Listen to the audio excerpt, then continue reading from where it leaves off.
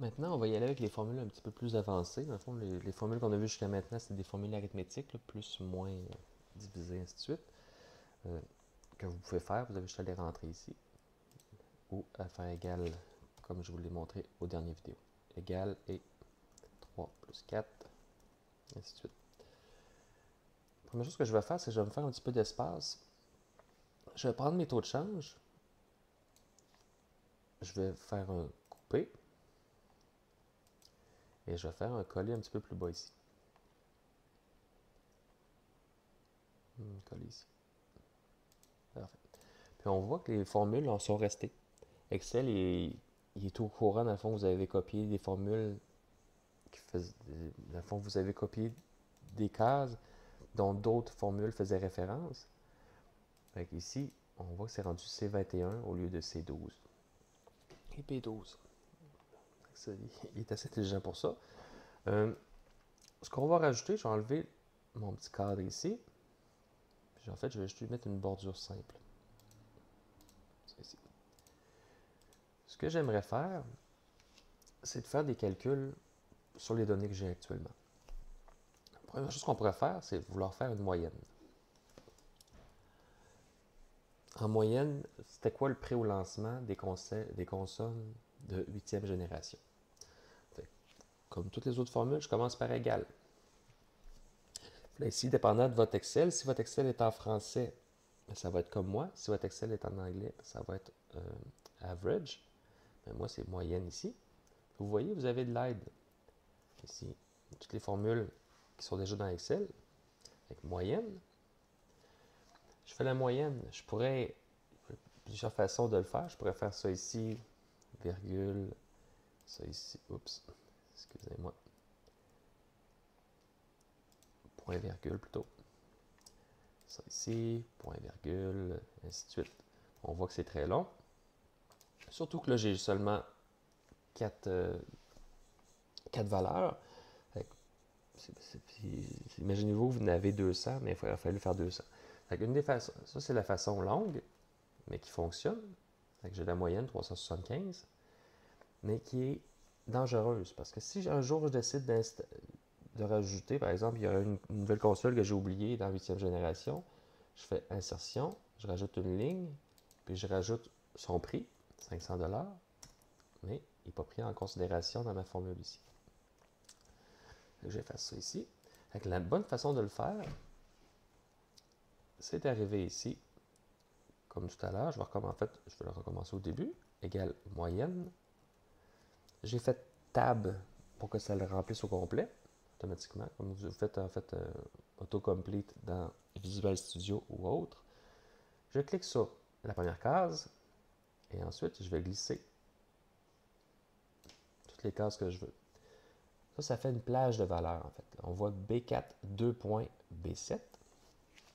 C'est toutes les cases de B4 à B7. Je fais entrer et ça me donne la moyenne. Ce qui est bien, parce que si j'avais 200, mais c'est pas plus long d'en faire 200 ou 300, il faut juste aller chercher les cases. Et autre chose, si j'en insère une, là, il faut bien faire attention où est-ce qu'on insère notre valeur. Je vais vous montrer la bonne façon de faire pour commencer. Je l'insère à l'intérieur de ma plage ici. En fond, il faut que ce soit entre B4 et B7. B7, c'est la dernière case et B4, c'est la première. Je ne peux pas l'insérer avant B4, puis je ne peux pas l'insérer après B7. Je fais ici, j'insère, je regarde ma formule. Maintenant, c'est de B4 à B8 et je pourrais rentrer une valeur ici et ça fonctionne. Donc, je vais la rajouter pour le plaisir, Xbox Pro. Excusez-moi. Xbox Pro. Je pourrais rajouter d'autres informations ici.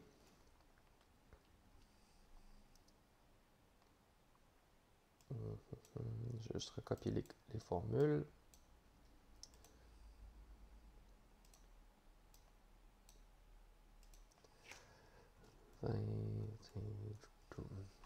Ici.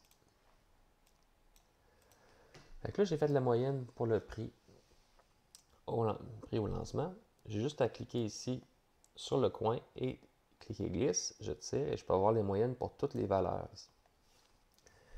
Fait que la moyenne du prix courant, c'est 310 $. La moyenne, ainsi de suite, en US, en japonais et en indonésien. Le ratio moyen du prix courant versus le prix au lancement. Et ça ici. Comme je vous ai dit plus tôt, on peut changer l'affichage ici. Là. Ce qu'on voudrait, c'est pas nécessairement avoir autant de nombres après la virgule. Encore là, ça dépend de quel genre de calcul qu'on fait. Là, c'est un calcul qui est monétaire. Et probablement que juste deux chiffres après la virgule, c'est suffisant.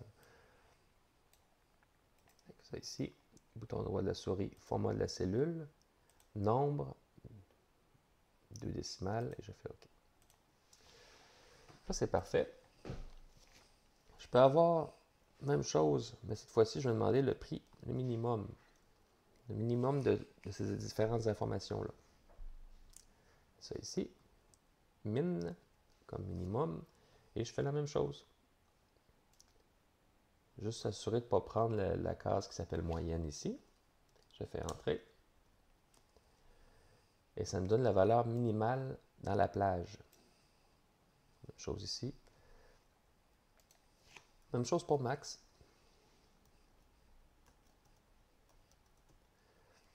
On peut penser que dans le fond, disons que j'aurais des employés. Je voudrais savoir c'est qui gagne le moins cher, qui gagne le plus cher, c'est quoi la moyenne de mes salaires horaires. Mais je pourrais le faire avec des formules de ce type-là. Max ici. Je fais la même chose. Et je glisse.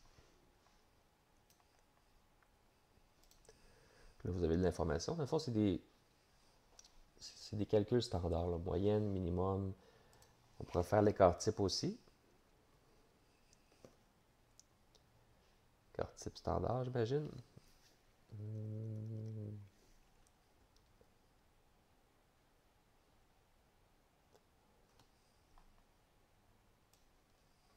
Et ça ici. Écart type qui est standard égale écart type standard.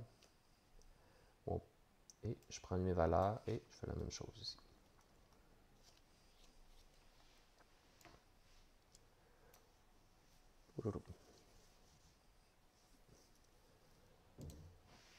C'est tout pour les formules qui sont plus, dans le fond, plus mathématiques.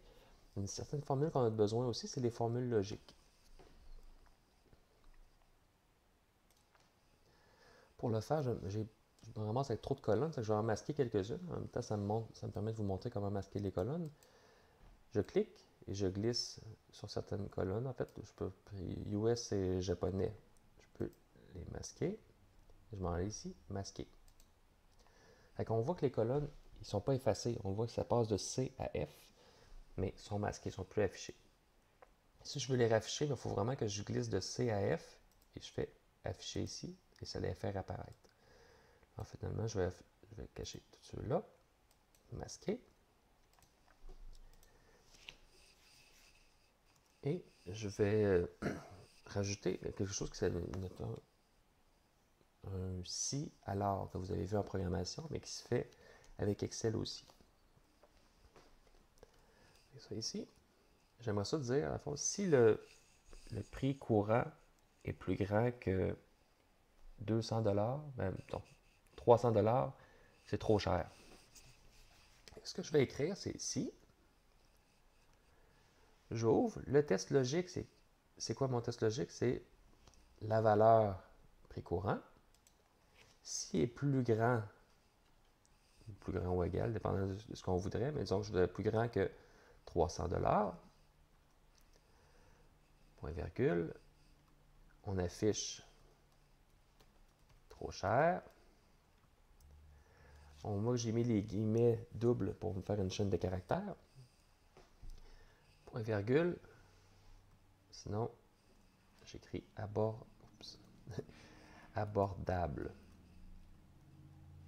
Entrée. Fait que là, ici, ça écrit abordable. Pourquoi?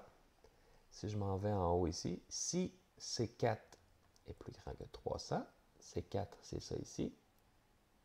C'est pas le cas. Donc, c'est abordable. Fait que là, je clique ici, clique et glisse. Hop, abordable, abordable, trop cher, abordable.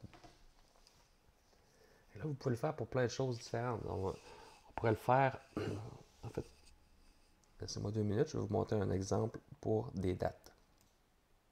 Donc, j'ai fait un petit tableau, dans le fond, sur une nouvelle feuille, qui s'appelle feuille 2, mais qui n'a pas rapport du tout avec les consoles.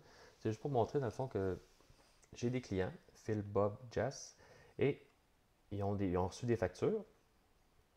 Et j'aimerais ça savoir si la facture est plus grande que 30 jours, mais elle est due pour être payée. La première chose que je vais faire, c'est que je vais écrire la date d'aujourd'hui. En haut, égale aujourd'hui. Et on voit que c'est le 18 avril. Et ce que je vais faire ici, je vais faire égal si aujourd'hui,